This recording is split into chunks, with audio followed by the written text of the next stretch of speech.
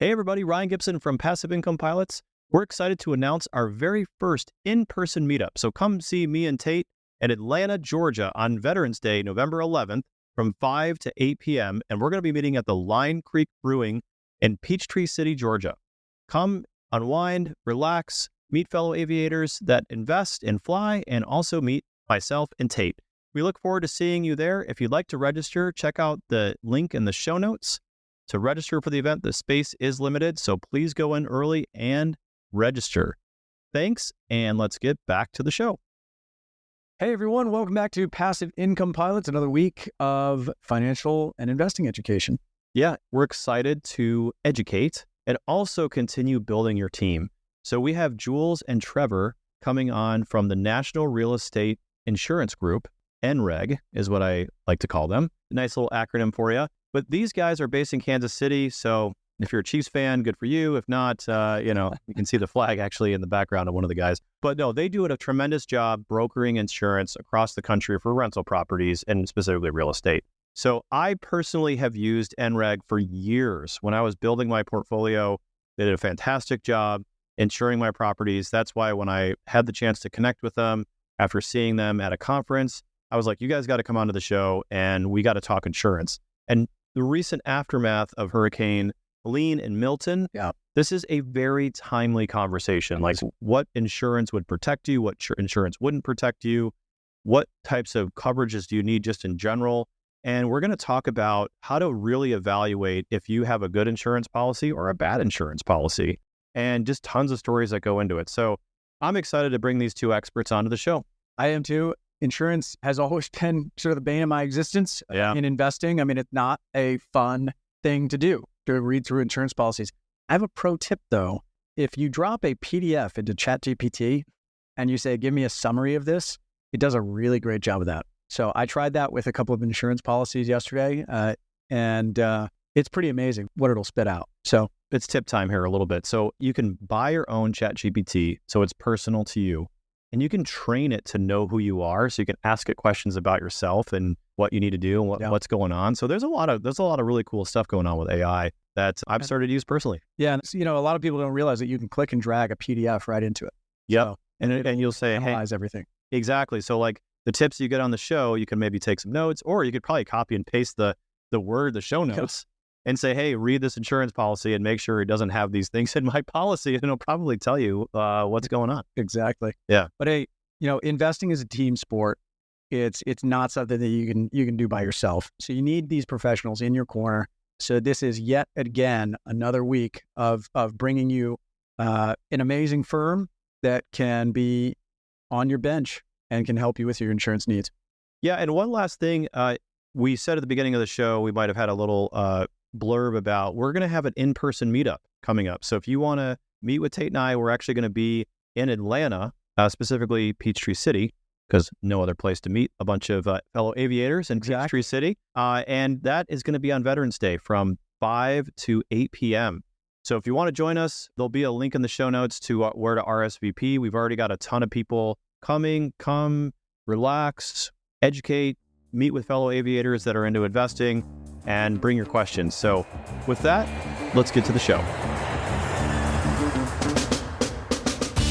Welcome to Passive Income Pilots, where pilots upgrade their money. This is the definitive source for personal finance and investment tactics for aviators. We interview world-renowned experts and share these lessons with the flying community. So if you're ready for practical knowledge and insights, let's roll. Welcome back to another episode. We have Jules and Trevor here from National Real Estate Insurance Group, and we're really excited to have you guys come on and talk about the wide world of insuring, mostly your rental properties and other types of commercial real estate. But Jules, we'll start with you. Why don't you just tell us a little bit about yourself? Hey guys, so I'm the Executive Vice President of Sales and Marketing here at NREIG. I'm a mother of 8 and a grandma of 15. And I've been in insurance in one way or another for about 32 years, as well as I'm a real estate agent, becoming a broker here pretty quick. And I have no spare time. 8 kids. That's impressive. Trevor, welcome to the show. And why don't you just give us a little background? Well, thank you. Thanks for also allowing me to follow up Jules. That's pretty tough to do. Father of 2 daughters, I've been in insurance here for just 3.5 years, but learned an awful lot here just starting, and really passionate about making sure that our investors are well covered and that my team does everything possible to make sure that our investors are taken care of and shown exactly what insurance they need, and additionally what other offerings that we have. Yeah, well, we've met each other for many times at the Anderson conference, and I have personally used National Real Estate Insurance Group in the past when you guys helped us insure a lot of our self-storage facilities.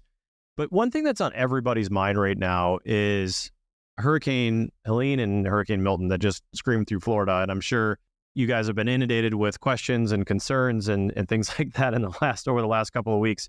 If you don't mind, just kind of unpack what insurance is working there, what insurance isn't working there, what do investors wish they would have done, and kind of what are you guys seeing? Talk about the tough current stuff first.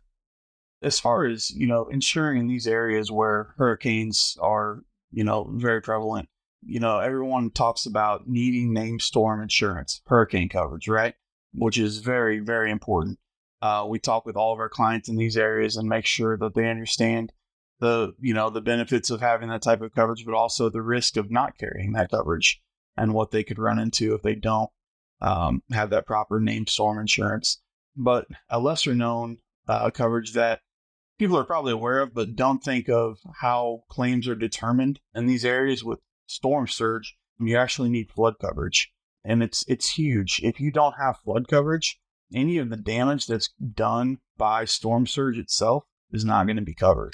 And so when we talk with our clients, we make sure that they understand, the impact of having named storm coverage, but having flood is almost, if not more important because of the damage that those storm surges, provide. And what other types of insurance would protect? Because obviously wind is a big portion of that, right? Is there actually wind insurance coverage? Yeah. And, with our program in particular, we bundle that with either, you can choose that to have that coverage with, named storm included coverage or named storm excluded coverage. So we make it super easy for our investors to know, hey, if you're going to have coverage, do you want that named storm to be covered or do you not? And really that's, it's up to each individual investor, but it's most important to understand exactly how they want the insurance to respond in the event of a loss. And then we can take it from there. How have these storms changed the industry?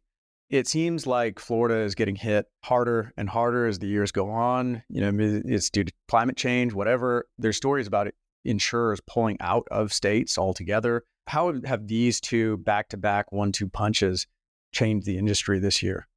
Yeah. Well, their effects for this year really, they haven't been felt yet. On these storms, that's going to be, in the coming years that we're going to see the impact from that. What we're seeing now is from years prior with, the large storms that we've had before now really kicking in. There's a big misconception that insurance companies just have their pockets full of cash. But when you see a lot of events like these that have happened, you see the destruction in North Carolina. You see what's happened now in Florida. You see the wildfires out west. You see earthquakes.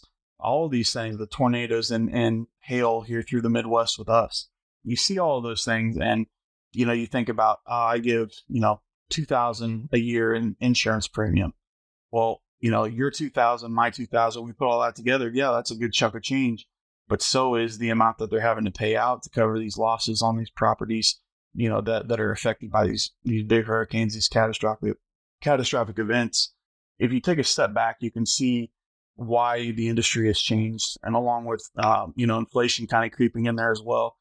Labor has gone up, materials have gone up. And so here we are, we're, looking at it's a tough market right now. Still is. It has been for a couple of years now. And what happens if an insurance company runs out of money? Has that ever happened before? And obviously that's why they're pulling out of certain states or certain policy coverages, right? Because they're protecting themselves from that. Is that ever an eventuality?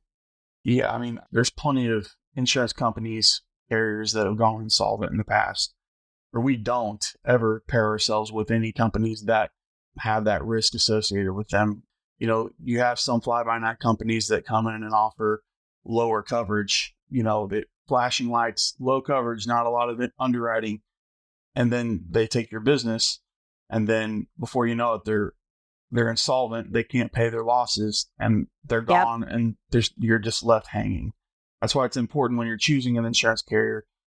Don't just look at the price. That's not what you need to look at. You need to choose them on the merits of the coverage that they're going to give you, and how long have they been around? What carriers are they pairing with? Is this a legitimate company I can, lay my head down at night and know I'm going to be covered if something happens? Or are you going to lay awake at night wondering, that coverage was cheap, I'm saving $1,000 on this annual policy, but is it going to cover me? I don't know.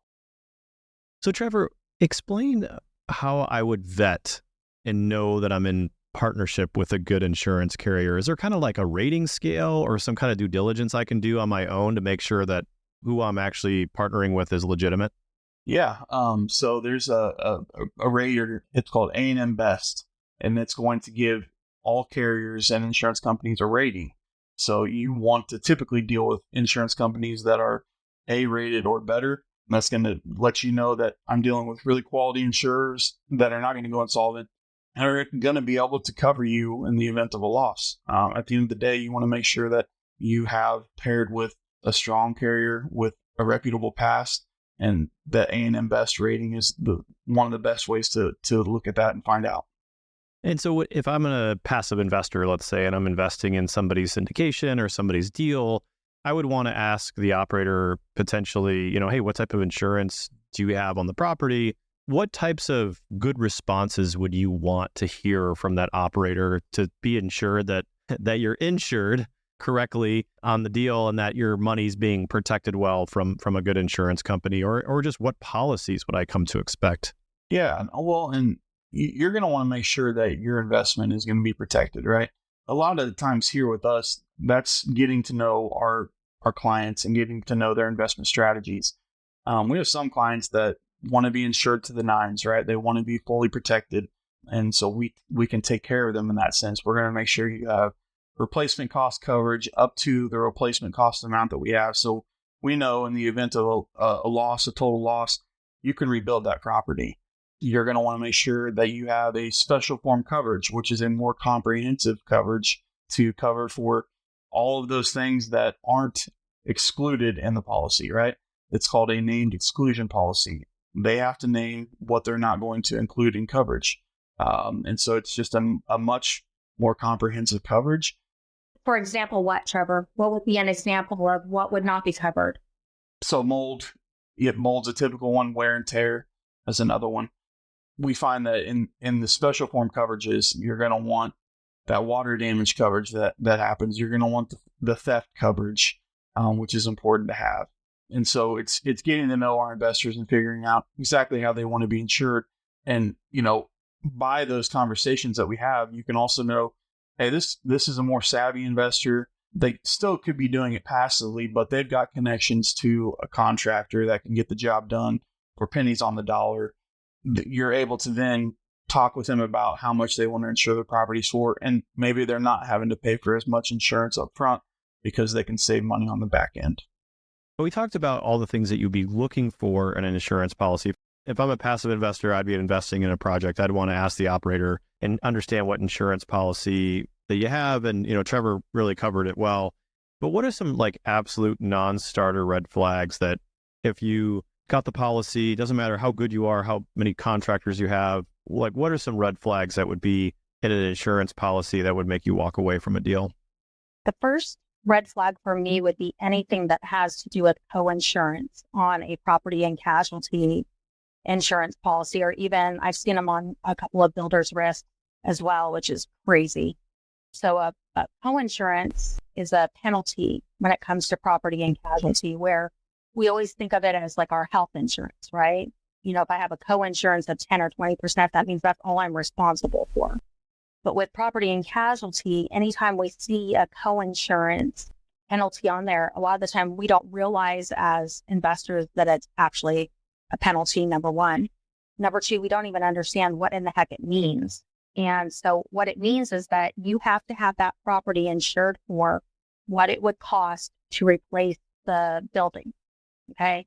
So let's say that it's, you bought it for $400,000, but the land is worth $140,000 of that $400,000. Then you would need that building to be insured for, $260,000.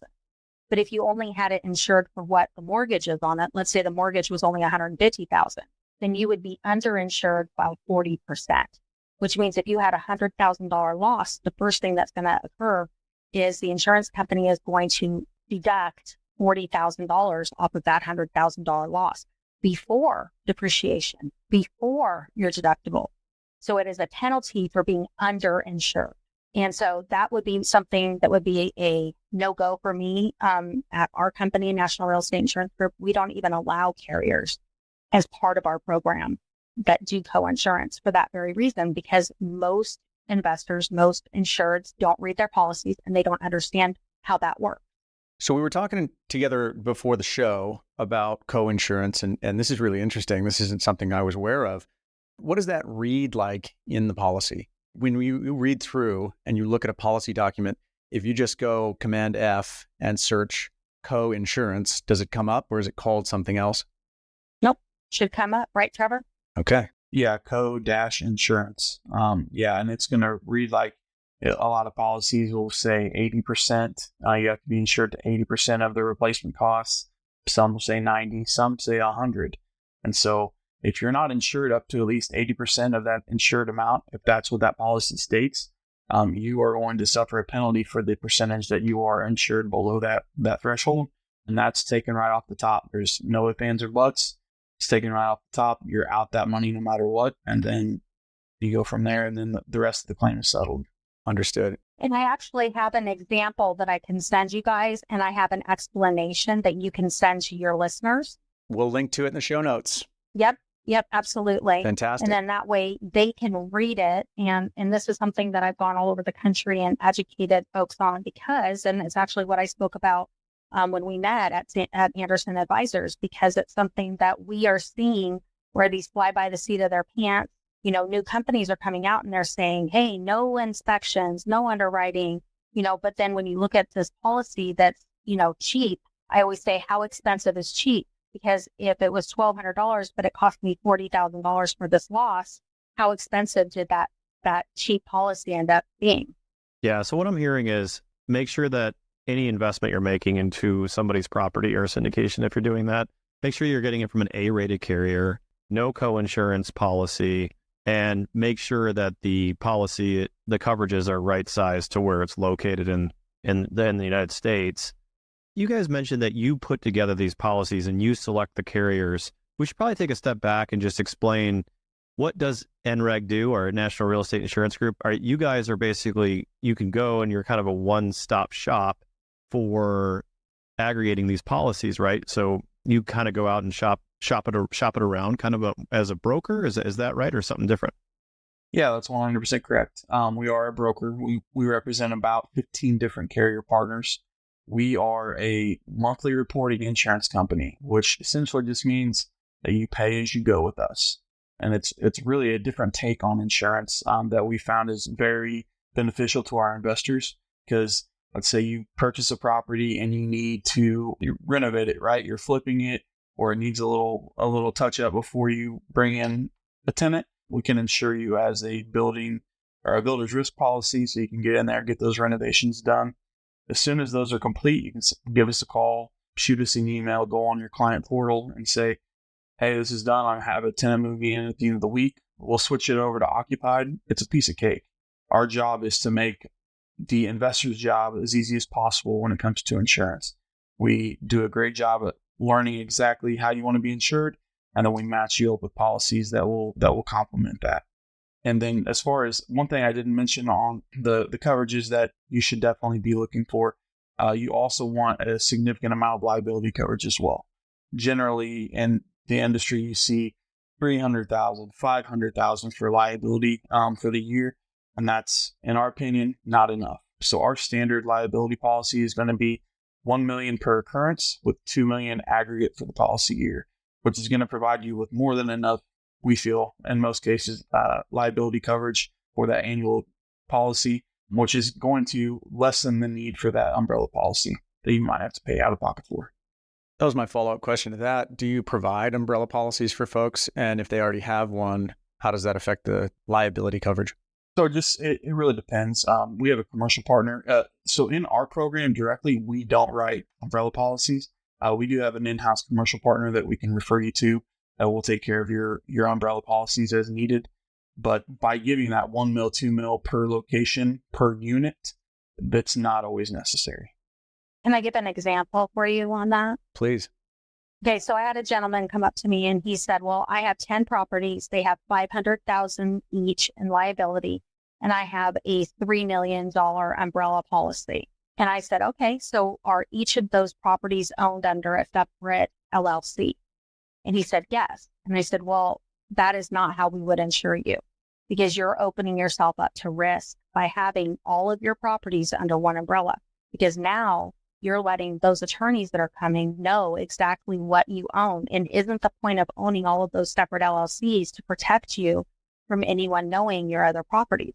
So instead, what we would do is we would have you have 1 million, 2 million aggregate. And what it ended up coming out to be is 10 million per occurrence, 20 million aggregate for $1,200. So he was getting 5-6 times the amount of coverage for $300 less a year. And so, and then in my opinion, what I do on my policies is the umbrella policy that I have is on me.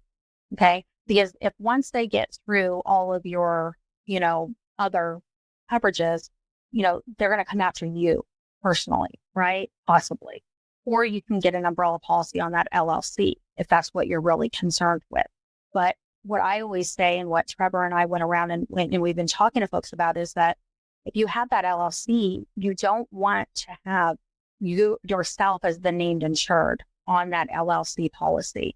You want to make sure that whoever or whatever entity is on that deed is what is listed as the named insured, because otherwise you're opening yourself up to something called piercing the corporate veil.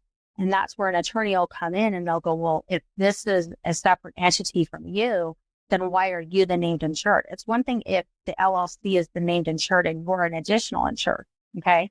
But we do those kinds of, that's an additional thing that we do, and that's to protect you as our investor and to advise you properly. We're not just agents, we're advisors. We're here to make sure that you're getting everything done the right way the first time, and that we're looking out for that risk appetite that you have.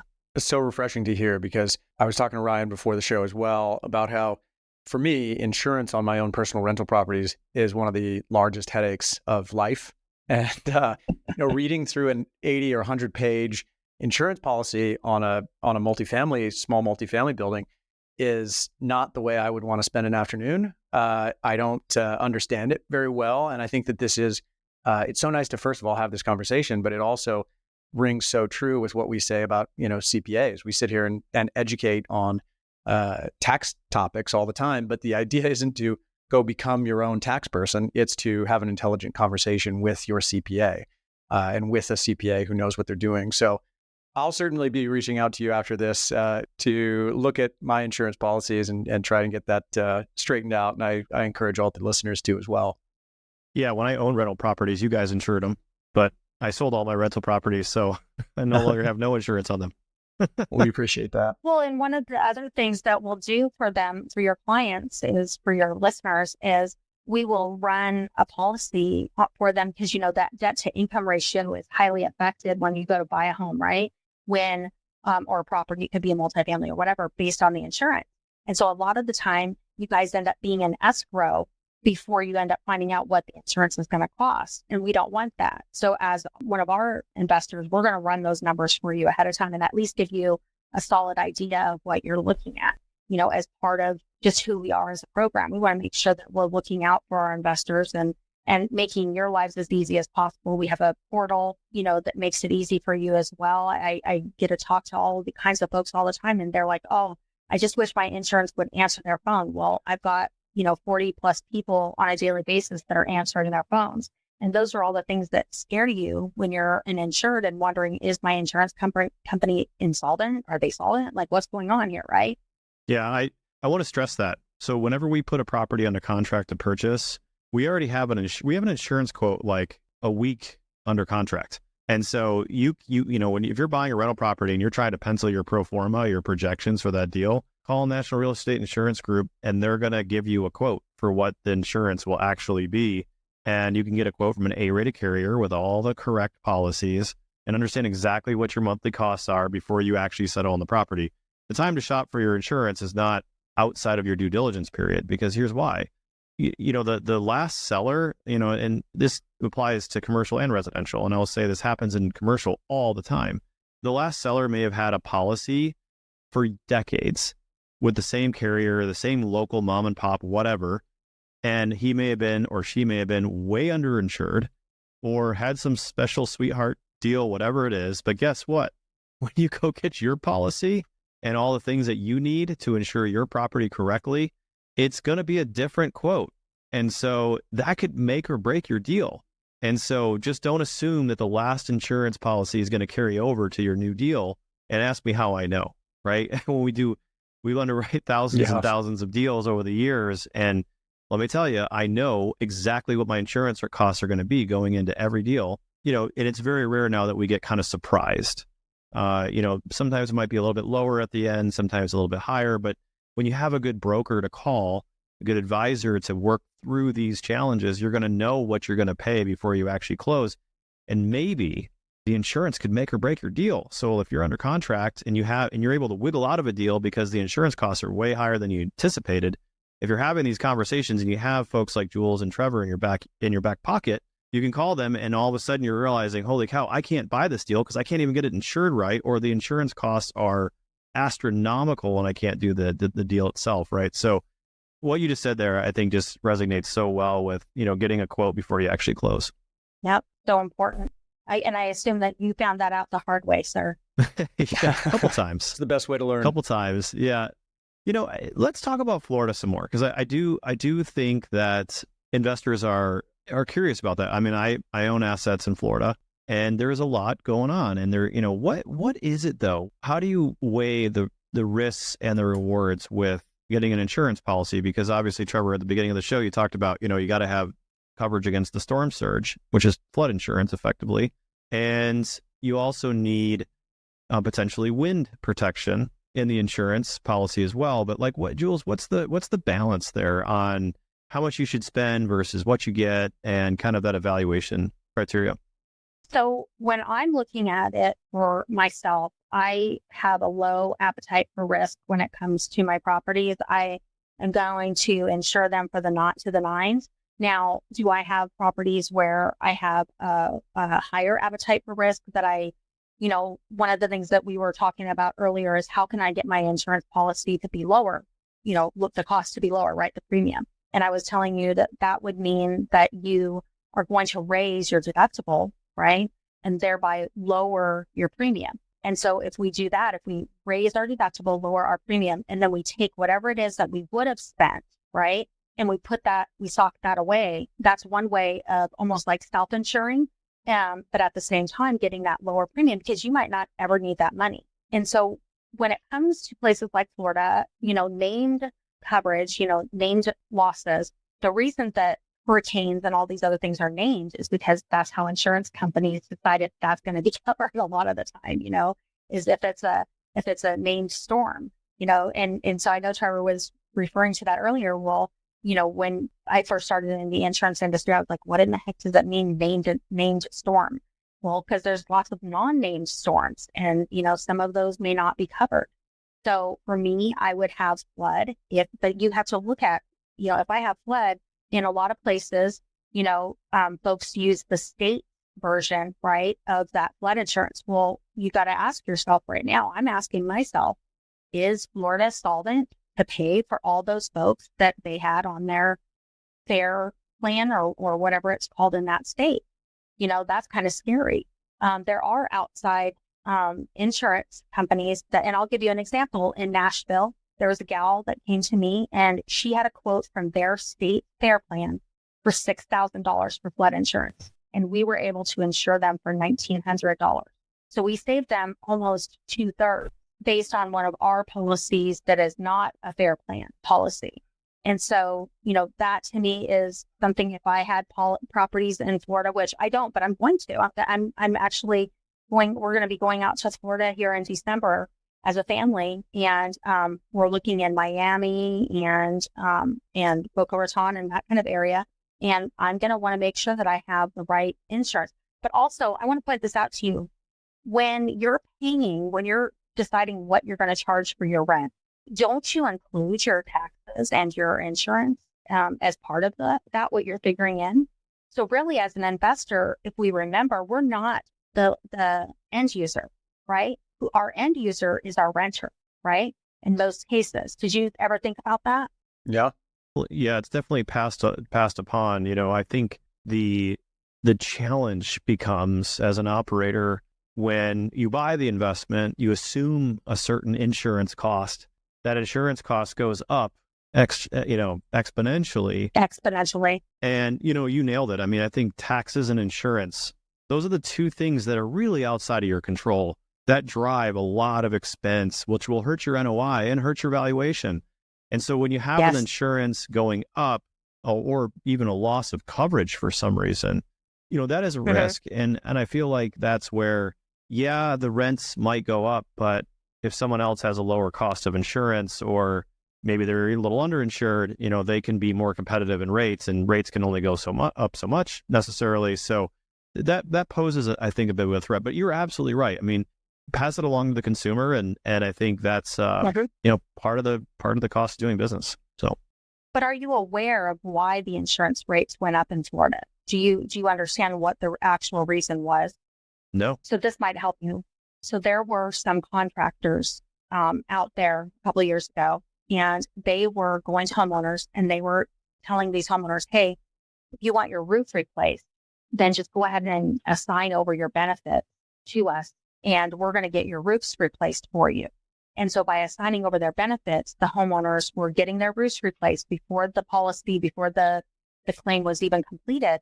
And then if the contractor couldn't get it taken care of, they would then go with these attorneys. And so between these attorneys and these contractors and these assigned benefits, they took the insurance companies out there for, I think it was like 248, was it billion, Trevor? It was like $248 billion, right?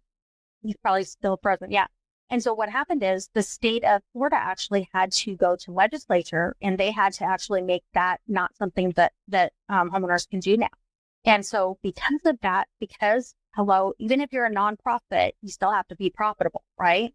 Nonprofit means that we just don't pay tax. Okay. So all businesses have to be able to be profitable, or they're not going to stay in business.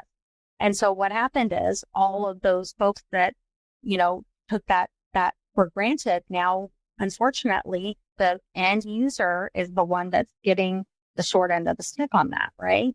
So all those folks that owned in Florida and didn't take advantage of the system and didn't, assign over their benefits, they're now the ones that are actually paying for it.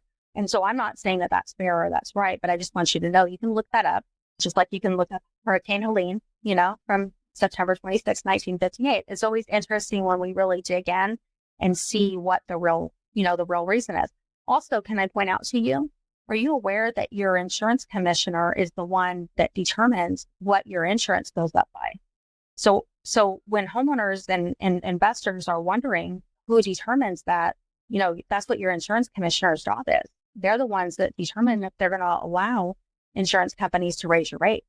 And so that's a whole other, possibility as well, is maybe we need to go to our insurance commissioners and say, hey, we need you to be, taking us into consideration when you're making these determining factors, And that's done by state? Yep. Interesting. Before we move on, I want to go back to something you said, because I really want to stomp on this. The fact that you can choose a higher deductible for a lower cost of insurance. So I think that's really important for investors, homeowners to think about that of, hey, what kind of hit can I afford to take? And look at that ratio of how much is it going to cost me per year? What is my deductible? And something you said that really resonated with me is, hey, if you can take the higher hit, let's say instead of having a $5,000 deductible, you have a $50,000 deductible, but it reduces your insurance rates by, let's say, $5,000, $10,000 a year. Well, you can take that money and invest it and keep it aside, so that if you do have to use it and you're going to have to be out of pocket by $50,000 instead of $5,000, that you have that set aside, but at least it's in your pocket growing and not in the insurance company's pocket. I thought that was really interesting. So I just wanted to circle back on that before we move on. Yep, that's exactly what we do as a family. You know, my kids, even when it came to health insurance, one of the things that I taught them is if you're young and healthy, set that money aside and let's see, do you really need to pay that to the insurance company, or is that money that you could be investing and putting aside? Trevor, why don't you tell them what it is that we say to investors about what the amount is when they should know what to use for their deductible, what that question is that we ask them? And we just ask, what size of claim would they turn in? So, I just ask them point blank, hey, if there was a $5,000 loss, would you consider turning that in? Is that going to really harm your business? Where does that fall on your scale? And we get the range. Some people say, yeah, that's going to hurt me. I've got to have a lower deductible. That's fine. That's why our $2,500 deductible option is there. But your more savvy investors, the ones that are more tenured, are going to say, no, let's go ahead and let's bump that to $10K. And every now and then we'll get some that even want a $25K deductible. But yeah, it's just all about, your appetite for risk, kind of hedging your bets a little bit and knowing how much loss is going to be detrimental to your business and then insuring to that. If I get in a car crash and my car costs $20,000 to fix, my insurance rates go up. If I get a speeding ticket, my insurance rates go up. How does it work with rental properties? If I get flooded or there's wind damage on my roof, do my insurance rates go up automatically? With us, no, that's not the case. We are going to look at your entire book and determine several things, as far as how many previous losses have you had, what did those losses amount to be. Just because you've had 3 losses doesn't mean we're just going to cut you loose, say, see you later. That's not how it works. And our company is a little less like the traditional insurance companies that are going to look at your previous history and then assign your rate based on that. We have our carriers, if you're still willing, someone that can be insured by our program, we're going to insure you at the same rate that a new investor is coming through for the first time. And so we don't hold those previous losses against you in that fashion. Makes sense. That's great to know. What are some of the new and exciting things coming down the pike in the real estate industry? Is there any sort of technology, or what are you guys looking forward to in the industry coming ahead?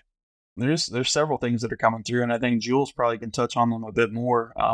But there are some companies that are thinking outside the box a little bit, and that's going to require some special insurance initiatives to make sure that they're covered correctly. I'll let Jules take that one away. She's been kind of the founder of that one on our end. So we're seeing a lot of Airbnbs, obviously, and a lot of insurance companies didn't have the foresight to insure those kind of properties. We also have pad split. I don't know if you've ever heard of pad split, but a lot of Gen Z and millennials really like it. It's where you take a home that was maybe 4 bedrooms and you get rid of the living room, you get rid of the dining room, and they turn them into bedrooms for you. And then they end up 2xing your amount that you can make monthly by doing that. Well, that's kind of harder. A lot of the insurance companies don't have an appetite for risk with that kind of thing. And so for us, we want to figure out what's the best way that we can insure those properties and also protect our homeowners. Because one of the things that we like to do is we have a policy, one of our things that we have, it's an ancillary product that's called TPP. So it's tenant protection plan.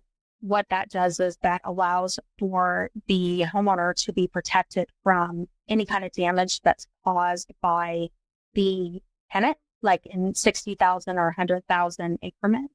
It also gives the tenant renters insurance, so it covers their contents, and it doesn't go against then your regular landlord policy, and it only has a $500 deductible. So those are the kinds of things where we're trying to think outside of the box to protect you as the investor and not go against and not have your insurance rates go up. And then one other thing that we're kind of seeing more and more is arbitrage, where folks are leasing and then subleasing. And a lot of insurance companies are terrified of that, which they really shouldn't be, but they are. Interesting. So speaking of Airbnb, we talk about the short-term rental tax loophole strategy on this show a lot. What are some specific considerations or implications for short-term rentals that you would call investors' attention to? I would just make sure that your policy is set up for that. You want to make sure that your insurance company, if you're not insured by us, well, anytime you're insured, you need to make sure that they are aware it's a vacation rental, it's a short-term rental, investment property, so that they can confirm that it's on a carrier that is welcoming of that type of business. If you're not insured correctly, any type of loss can be turned down from the jump by the carrier because you misrepresented the property and what kind of business you're conducting there. Well, so in other words, what he's saying is having a homeowner's policy that has an endorsement that allows occasional, Airbnbs is not going to work if they go and talk to your neighbors and they find out that you are doing it daily. You're going to get that claim denied. Right. So that's what exactly specifically, you don't want to have a homeowner's policy with that, little bit of extra on there. You want an actual landlord, a properly endorsed landlord policy that's for short-term rental. Gold. Yeah, and you want to make sure that your contents are being covered as well. You also want to make sure you have loss of rents coverage. Contents, you're furnishing the thing, right? You'd be out a lot if you didn't have contents coverage and a fire came through. So make sure you're adding that coverage in. And then the loss of rents, if the same thing, a covered peril, a loss, a fire happens, and you can't rent it for 4 months, and you had, let's say you had $30,000 on the books for, stays over the next 4 months, those loss of rents will be able to pay you out on that. So you're going to be kept whole when it comes to that loss. And so it will minimize the impact as much as possible. Even though, of course, nobody wants to go through that, it'll make it a little more bearable. Makes a lot of sense. You brought up something that jogged my memory. So I always feel like you're supposed to take pictures of everything in your house every once in a while so that if you have a claim, you can be like, hey, these are all the things that were in my house. Is there any truth to that? Did that apply to rental properties as well, especially short-term rentals where you have a lot of staged furniture? Yeah, 1,000%. I worked a lot of catastrophes in my day. And I'll tell you, when you've got the line fire and you've got all these wildfires, out in California, that's all I did. I worked all those for 25 years. And then when you've got these hurricanes and everything, how can you possibly remember everything that you had? And a lot of the time you're leaving money on the table. So taking that video, having that inventory, doing that is always going to be in your best interest. Because then when you're trying to fill out that 45-page content sheet where you're supposed to remember every toothpick and eyelash and hair product that you had in your home, or, because a lot of the time, even with Airbnbs, right, we'll provide hairspray, we'll provide blow dryers and all of those things. Well, if you don't have a good inventory or good videos or good photos, how are you going to remember all those things? So I think that's super important personally. I also think you should have your contents coverage in a separate LLC, but I'm crazy. Is there any expiration to that proof if your inventory doesn't change for 10 years and you have a video from 10 years ago? Is that still sufficient? Oh yeah. Yeah, definitely. It's essentially still you're just documenting what you had. And yeah, like you said, if you've had the same pool table down there for 10 years, no need to redocument it, right? It's there. And it should be covered. And, for those 10 years, you've been paying on the contents coverage for that. So you should reap a little benefit coming back that way if it happens to, be lost due to a fire or something. The only difference is going to be your depreciation, right? That's the only difference. And then if you replace that, you get it back. Yeah. And that's kind of what I was going to lead into next is receipts. If you're doing updates on any appliances and things of that nature, keep your receipts so you can show, hey, I actually bought this fridge last year. Here's the amount. They'll depreciate it a little bit, but fridges last for 20, 25 years. So you're doing yourself a favor by keeping track of that stuff. Got it. Yeah. And if you have a good bookkeeping and accounting system, you're going to want to keep those receipts documented in that accounting system anyway for just bookkeeping and tax purposes as well. So it's definitely not just for the insurance. That's fantastic. You mentioned something very casually, and I think I want to bring that back up, which is business interruption insurance. If you were to lose your revenue from a catastrophe, what that would cover. And can you kind of go through that? That's, I think, a very interesting topic to make sure our listeners know about. Yeah. So when you have an occupied policy, right, either a long-term tenant in there or you're running short-term rentals, you always want to make sure you have loss of rents in there. Standard for us, we offer either 6 months or 12 months, and we're just going to put the amount in there that you would make over those 6 or 12 months, and that will be your loss of rents amount. And so in the event of a covered loss is important. In the event of a covered loss and which the property is deemed uninhabitable, your tenants have to move out. You can't rent it out, whatever the case may be. At that point, until the property is deemed habitable again, or up to the amount that you have insured your loss of rents for, you'll receive payment for that loss of rents. So let's say, for easy math, I charge $1,000 a month for my property. So I'm going to put $12,000 on there as loss of rents for the whole year. And 8 months we're 8 months down the road, and finally the property is ready to inhabit again. I'm going to have had $8,000, paid to me in monthly rental dollars. And so you'll have that to, again, try to keep you as whole as possible throughout that process. And so we always stress that if you have an occupied location, you definitely want to have loss of rents. And then if it's a short-term rental, let's get contents coverage on that as well. Because ultimately that's the purpose of insurance, is to make you whole, not for you to make money off of it, right? It's for you to be made whole. And a lot of the time, folks don't realize that, you actually can't, you're not supposed to make money off of your loss. You're supposed to be made whole. And so if we have a basic form and we say, oh, well, I have a water loss or I have a flood, well, that really stinks because, like you said, that's not a covered loss under a basic form, but on a special form with replacement cost coverage. So then after that loss, if we turn in our receipt because we've replaced everything, we can then get that depreciation back. Well, the same thing for when you're talking about loss of rent. If you have a lease agreement, you're going to turn that lease agreement in. They're going to say, okay, this is going to take approximately 8 months to be able to get it repaired. So they're going to pay you monthly, just like what you were getting paid. And so the idea is for us to make you whole, or for the carrier to make you whole, Right. Okay. Last question. What's the most unusual or unexpected claim you've ever handled? And what did you learn from it? Oh, I have a doozy for you, but it's a personal claim. Should I tell them that one, Trevor, or do you have a better one? Oh, I don't really have a great one. I had a water backup from a 9-inch rain. So mine's just boring. So have a... Okay, well, I have two. So I had a client that made the person living in their home very angry. And this was before I knew about TPP protection plan. And this tenant was getting removed because they hadn't paid, on their rent for like 3 or 4 months. And so the guy he cut open every single one of the walls and defecated and urinated inside of the wall. Well, that's actually not covered. That's actually not covered under some insurance plans because it's tenant negligence. It's actually like intentful negligence. And so that was a very big lesson that I learned, was the fact that guy defecated and urinated in every single wall because he was mad that he was getting kicked out. That's a new one, right? But that would be covered under our tenant protection plan, wouldn't it, Trevor?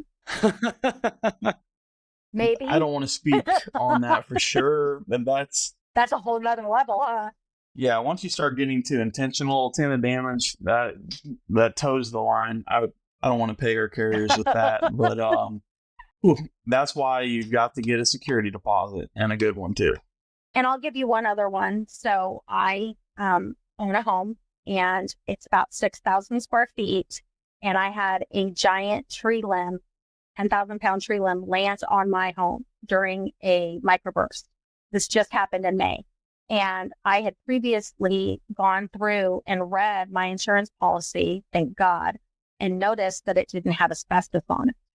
And so I got the endorsement for asbestos. Well, when that tree limb went through, it punctured my home in 6 different areas. And we have $111,000 in asbestos damage, where we have to have asbestos mitigation done. And how many times do we not read our policy? Do we not think about the age of the home that we're purchasing or that we're renting out? And we're going to be out of our home for 8 to 12 months. We just found out today that they have to remove the entire cap of the home. And so if we didn't have building an ordinance, additional percentage, because the reason that they have to replace the entire cap is because they have to bring the home back up to code. Or I'm sorry, code and ordinance. If I didn't have that additional endorsement on there, then we would be paying for that out of our pocket. So we always want to make sure that we know exactly what we want to be insured for and why it would be important to be insured for that, you know? Well, and this is just to round this whole thing up. Again, this is something that you can advise clients on. You can take a look at their home and say, hey, you should have this. You don't need this. And that's the whole purpose of this show is education, but also padding your Rolodex and introducing you, the listener, to service providers that can assist you in your financial journey. So there it is. The National Real Estate Insurance Group. Jules, Trevor, thank you so much for coming on. Ryan, do you have anything to close things out? No, I just wanted to stress that, when you go buy property, you have to deal with a title company, right? And you have title exceptions. And people don't realize that title company is going to put as many exceptions on there as possible and not cover your title insurance policy. That's like a whole nother episode we could go into. But insurance, you have the endorsements and you have all kinds of coverages and you have all kinds of things that you can do and strategize around, right? And just to go at it alone, then call Geico or something, you're not going to get advised in a way that you might by calling a company rather than calling a company like National Real Estate Insurance Group. So that's why we wanted to bring you guys up both on the show. So thank you, number one, for coming on. And number two, how do people get in touch with you and inquire about insurance? To get in touch with us, you can visit our website at NREIG.com. You can call us at 888-741-8454, or you can email me directly at tmoss@nreig.com. And just let me know that you're with the Passive Income Pilots, and be happy to help you out. Thank you so much, guys, for coming onto the show. Thanks for our listeners for tuning in. If you like this episode, drop us a review on iTunes or your favorite podcast hosting site. We'd love to hear from you. We love the words. We love the compliments, and catch you on the next episode.